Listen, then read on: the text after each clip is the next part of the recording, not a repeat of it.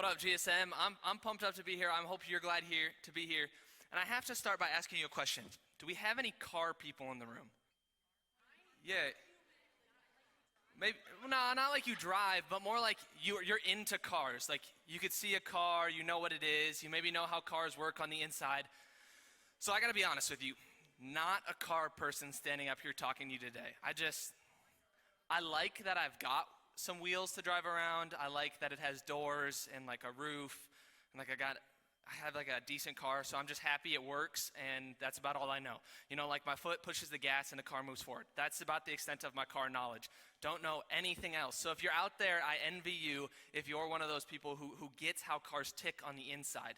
But maybe if you're a car person, you'd understand that there's different car brands. If you don't understand that, let's talk after. But there's different kinds of cars, and there's different makes and models, and there's different companies that make those. So you could call that a brand, or I don't know what the official car term is, but maybe you've heard of the brand or dealership or car make that's a Honda. Anybody heard of Honda? It's pretty explanatory. Like you could drive around, you could probably go into the parking lot right now and find like 30 Hondas. Midwesterns love their Hondas. Yeah. So I'm gonna need you to check out this video. Maybe. There we go.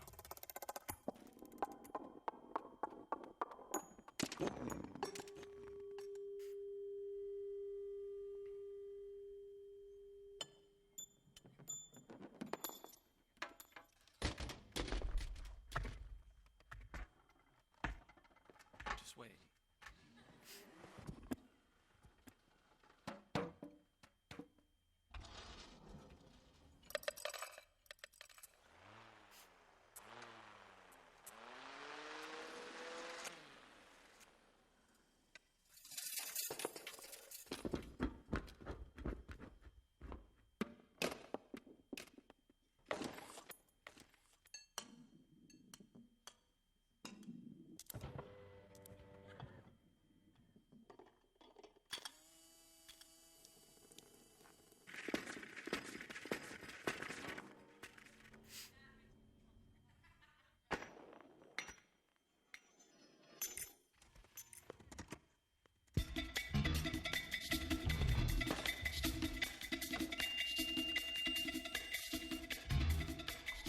Isn't it nice when things just work?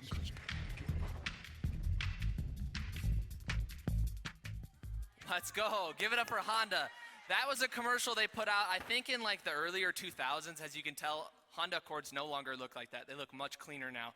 But they made this commercial, and if you didn't know, these are called, the senior girl said it, it's a Rube Goldberg machine, and it's from this comic book, and people got really into it, where you design a system, a sort of mechanism to complete a simple task in the most crazy, random, complicated, and indirect way possible. So when you look at that commercial, really all they wanted you to do was follow every little piece of that car as one piece hit another piece that hit another piece, and they all perfectly lined up. They're all perfectly timed up, so that eventually, through all the pieces of the car, you get to the end and you see that's what a Honda's made of. And you can look up more of these when you're in your Connect group or you're at home. And it's crazy. I saw this guy literally pulled a rope, and through the pulling of a rope, it like dropped this thing that hit this thing, that clicked this thing, that did this thing, and a piece of toast went in his mouth. And I was like, what the heck? You could have just picked the toast up, my man. But he made the machine, and he did it. And the reason I show you a video like this is because for any of that to function, one of the key principles of a Rube Goldberg machine is that every single piece must line up. And every piece has a purpose. And that leads us to our today's line, the phrase that you maybe have heard or said, and it's everything happens for a reason. And this is true for these types of machines where every single piece fits together perfectly to get to a desired outcome. But is that true for life? That every single thing happens for a reason? Maybe you've said that. You've counseled a friend, you've had a family member, you've been in class, or you've told it to yourself that, that outcome that happened that you maybe didn't like, it happened for a reason. Maybe someone has said it to you, where something in your life just didn't pan out the way you wanted, and they came and they wanted to offer you some comfort, and they said, everything happens for a reason. And it's I could throw examples at you, your grades, your teams, your jobs, your awards, your relationships, you break up, you lose a friendship. All of these things are these pieces in life that we want to say, everything happens for a reason. But I think, again, it's one of these Christian cliches, these phrases that gets thrown out that it sounds good. I'm telling you, it comes from a good heart like 99% of the time. This person wants to help. But does it hold weight? Is it really true when it looks to life? They have another picture that they're going to throw up there for you. Hundreds of thousands, if not millions of people will say this phrase, and Oprah Winfrey is one of them, and she said, I trust that everything happens for a reason, even when we're not wise enough to see it. And she has this quote, and this quote has become famous from her, and it's said by other people, Marilyn Monroe, and the list could go on and on. I didn't know if you knew any of them, so I picked Oprah, so hopefully you know who Oprah is. But it gets thrown out there because people want to help. Our heart is to help. But is it true? Does everything happen for a reason? And if so, how does that help us live life? And whether you know it or not, there's actually a huge argument that takes place in the church around this statement. There's different sides, and both sides make valid arguments. I could crack open the Bible today and kind of point to different pieces that maybe would prove to you that that statement could be correct in certain circumstances. But I'm not here today to kind of show you exactly which side of this argument is correct. But rather, I want to look at the line itself and see, is it true? Is it going to help us? When you say that to a person or a person says it to you, is that really what we want? Is that in the Bible? Because on either side of this debate, I'm going to throw some words out here. And if you're not a big word person, leave them alone. If you like to hear the big words, take them as you will. But there's Arminianism and Calvinism. And central points of both of these views are, what's God's role in everything? There's determinism and indeterminism. Does God control every single little piece of life?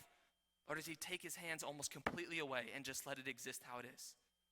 And this is a huge debate in the church. People will argue for hours and hours, years and years. They'll spend chapters of their lives writing book after book to try to argue for these points. And I want us to get it right tonight so that as we walk through life, when we're talking to friends or people are talking to us, we recognize what's actually going to help.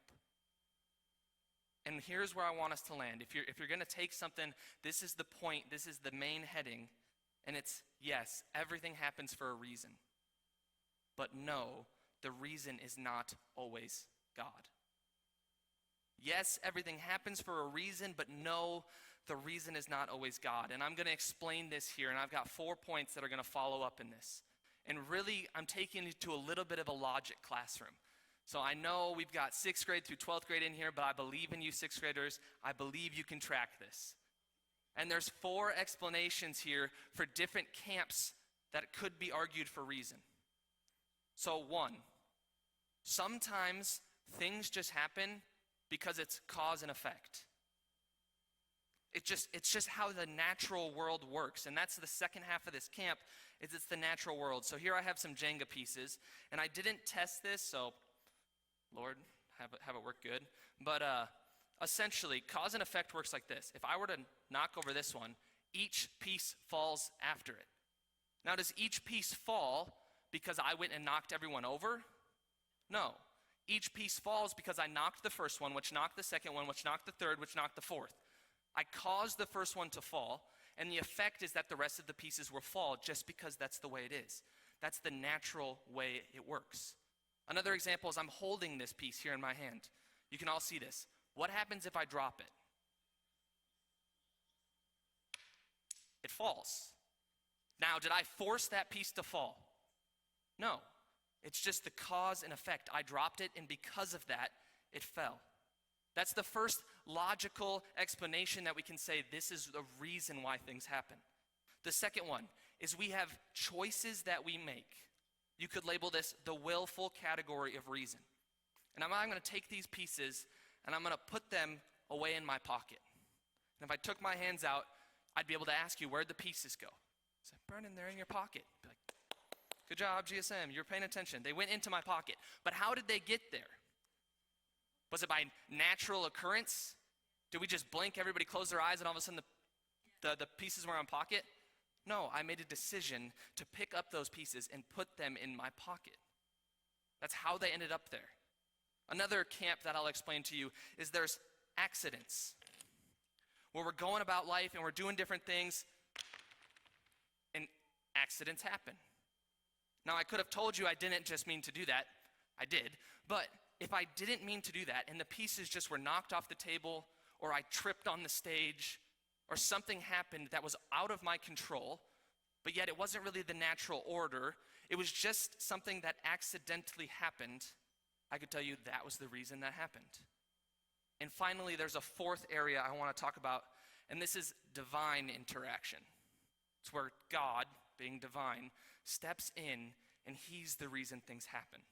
A fancy word for this one could be it's providential. It's where he exerted his providence over our lives. And for me to stand up here today, and the job I'm in, living in Brookings, working here at GracePoint, I would tell you that's God's interaction. It's divine interaction. It's providential over my life. Because if it was up to me, I would not be here. I would be doing something else with my college degree, which I really don't use here. I would go make a salary that is much bigger than I make here. I would do something else and somewhere else where my friends have lived, where they've moved, with somewhere exotic on the coast. I don't know. I couldn't tell you, but I promise you I probably wouldn't be here. But God has me here doing what I'm doing, speaking to you even tonight, because I think this is where he's called me. He's placed me here. And in all of these, I don't want this to be an inclusive or extensive list. Rather, there's different words and different ideas you could add into here. But the point of this is to show you that there are more than just one reason things happen. Yes, God plays a factor in life, and some things will happen by God's divine will. But some things just happen by chance. Some things are an accident. Some things are the choices we make, and some things are cause and effect. And through all of that, I start there because there's this distinguishing point we must make before we get to the rest of it. I told you we could argue about the legitimacy of the statement, everything happens for a reason, and we could. But it's not really the legitimacy of the statement that matters, it's the heart behind it and how we're receiving it. Because if we're to believe that everything happens for a reason and we don't distinguish that that reason is not always God, we're implicitly, inside of us, saying something about what we believe about God. And there's a very small line between us dividing that God is the cause of everything and God is to blame for everything. So when you go through a hard situation, you failed the test, and you could come out the other side of that and someone could say, you know what, everything happens for a reason. You're going to learn from it, you're going to get better from it, and they're trying to counsel you, but you might respond, why? Like, I tried so hard, I studied, I put in the effort. Did God cause me to fail? Did God not want me to have success in this class?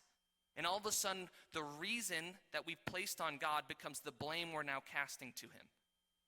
Because we're not understanding that, hey, that could have just been because you didn't understand the material. It could have been because you didn't prepare well enough. It could have been because your teacher didn't teach the right stuff, or they didn't teach it the way you need it. There's a whole bunch of different reasons why you failed that test, but if we put it all on God, we too quickly jump from God is the reason to God is to blame. We want the why behind the statement. I'll give you another example. Say you didn't make the sports team. You were trying out for the basketball team and you got cut, or you got on the C team, or something happened where you didn't get to the goal you wanted. And you go home and your parent lovingly says to you, hey, you know, everything happens for a reason. You're going to learn from this. You're going to get better. Next year you're going to work harder. Things are going to change. Everything happens for a reason. And you'll say, but why? I don't get it. Okay, I understand you just threw out all these options, but I want to know the truth. Why did this actually happen? What's the real reason that I didn't get the thing I wanted? What's the real reason that this turned out the way it did? And I believe that comes out of us because we want so bad to control life. We want to have everything in our grasp. We want to have all the answers. Because the reality is, we like some mystery, right? Like, you ever seen a mystery movie? Like Scooby-Doo? Nobody's ever seen Scooby-Doo, the TV show? Okay, maybe I'm a little old. But like, you've read a mystery book, or you've played a mystery game. And in all of this, we like some of that, right? You like not knowing. You like guessing. You like being surprised. The plot twist, I mean, that gets me every time. I'm like, what? That was the person who did the thing? And it's like, it blows my mind. But when it comes to daily life, we don't really like mystery. I don't want to wake up and not know where my meals are coming from tomorrow. I don't want to wake up and not know if my car is going to start, or if I'm going to have a job, or if my parents are going to love me. In none of that do we like the mystery of life. So yeah, keep it in the books, keep it in the movies, but when it comes to our core, we want to control things. And when we throw out a statement like this, everything happens for a reason, sometimes inside of us, we jump to these answers where we're trying to regain control. Because you're filling in all of the reasons, but you have no idea because you don't know what comes later in life. We don't have that privilege. But in all of it, it calls us to come to God, to draw to God. Even if it wasn't Him who caused it, it still brings us to Him. And I don't want you to just come tonight and take my word for it and get a little lesson in logic and walk away understanding just some principle. I want us to dive into the Word of God to understand how God is moving in this. So if you have a Bible, turn with me to Romans 8, and we're going to just read 4 simple verses. They'll throw it up on the screen, and it's Paul writing to the Roman church, and he starts like this in verse 18. He says, I consider that our present suffering are not worth comparing with the glory that will be revealed in us. For the creation waits in eager expectation for the children of God to be revealed. For the creation was subject to frustration, not by its own choice, but by the will of the one who subjected it, in hope that the creation itself would be liberated from its bondage to decay and brought into the freedom of the glory of the children of God. Now, if you were tagging along in that, following on the screen, you maybe were as confused as I was when I first read that. It's like, Paul used so many words and so many different analogies that I was like, I have no idea what he just said. Like, it was just incredibly confusing when I first read it. So I read it again, and I read it again, and I got some help, and I read it again. And I got to this point where I understand Paul here is just explaining to them that life's going to be hard. I mean, do you see it? It says, I consider that our present sufferings, whatever they're going through, whatever sufferings, he said, I understand this, and it's going to be revealed to us in the future. And he continues, and he says, the creation groans. It's in frustration. He uses all of these negative words to describe the experience they're going through. And I could turn to you and I could say, Paul's probably describing a similar experience that some of us have had. When school is hard and life is hard and friends aren't going the way you want and your relationship's not the way you want and your future's not lining up with what you had in your mind, you might say it's groaning, it's frustrated, it's hard, it's suffering. And in all of that, how does he counsel them? How does he encourage them? What words does he offer to help them? And if you skip down to verse 28, he says this, and we know that in all things God works for the good of those who love him and who have been called according to his purpose. I'm going to read it one more time. And we know that in all things, every single thing, God works for the good of those who love him and who have been called according to his purposes. So what does it say? What's actually in there? Sean's been laying it out each week to say that's not in there, and then to turn around and say, what is in there? So what's in this text that Paul offers to these people? Thousands of years ago, but still applicable today. It says that in all things, God is working for good. Every situation, every hardship, every joy, every trauma, every heartbreak, every praise moment, every award, every downfall, in all things, God is working for good. What does it not say? It does not say that in all things, God is causing the situation. It's not in there. It's not going to tell you that there. And I think part of the issue here is that doesn't match the character of God. If you were to read through the scripture, front cover to cover, you're going to get a pretty holistic view of who God is. What are his attributes? Is he kind or is he evil? Is he loving or is he hating? Is he generous or is he stingy? Who is God? And as you piece those together, you start to see that if God causes everything, that really doesn't align with who he is as a character. Through the whole Bible, we have these instances, and one of them that I want to tell you is an instance where God allows something bad to happen, but God did not cause something bad to happen. Genesis 1, 2, and 3 is what we have as the creation story, the beginning of the world. And I feel like I've told this a handful of times, so if you're with me, just stay tracking. But essentially, God creates everything that we know. Every single thing you know, he creates in Genesis 1. Genesis 2, he starts to work out some of the logistics, put the pieces together, give orders and purpose, connect man and woman, and he places them all in the perfect garden. And we just have like the epic scene for a great movie. Like they could just probably live life and I would watch that movie. But Genesis 3 pulls up way too quick. And it's Adam and Eve going to the tree that God told them not to eat from in the garden. You guys remember this? And what do? They go to the tree, Eve eats from it, she hands some to Adam, and he eats from it. And through that, all of creation, everything God had just built, everything he had just created, breaks. It's all falling apart right before their eyes. The curse has come, the fall of man, the fall of creation, everything is broken. But did God cause it? Did he create just for a chapter and a half later for everything to fall apart? Was his original purpose for us to step into a broken world and experience suffering for so long, almost our entire lives, unless Jesus comes back? Was that who God is? Is that what the scripture lines up with? I would say no. I would say that's not who God is because he didn't cause it. Earlier I gave you one of the reasons, one of the categories for what could cause something to happen.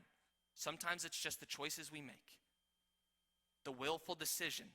Adam and Eve just ate from the tree. God didn't force them. That's just what they did. But what does God do? He could leave them. He could abandon them. He could destroy it. He could start over. But he doesn't do any of that. He sticks in it. He's present with them.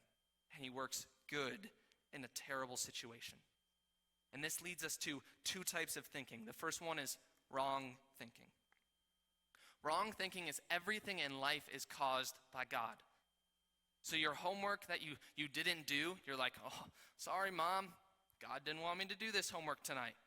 Or you go and you go to a sports practice, or you go to a choir or a band practice, and you play or perform really, really bad. And you're like, must have not been in God's will for me to perform well tonight. That's wrong thinking.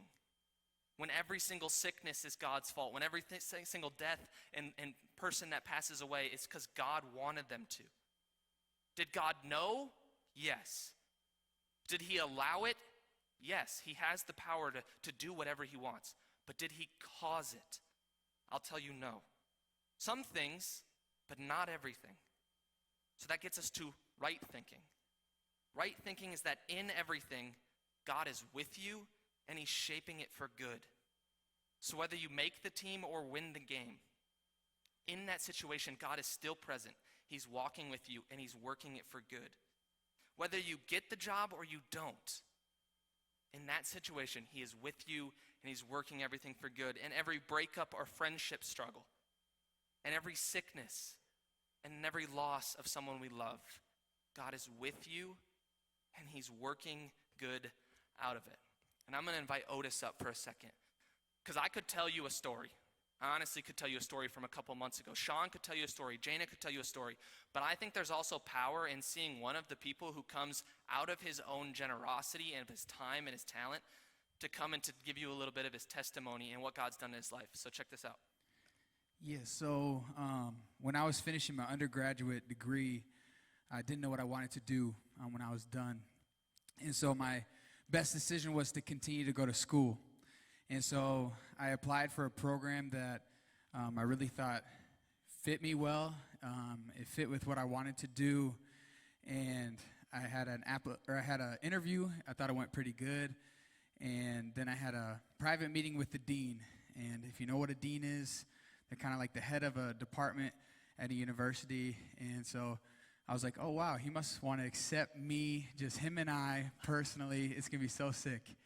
And I go to the meeting, and he told me I didn't get in. And it sucked. It was horrible. I went back to my apartment, not really knowing what I was going to do next. I didn't have a backup plan.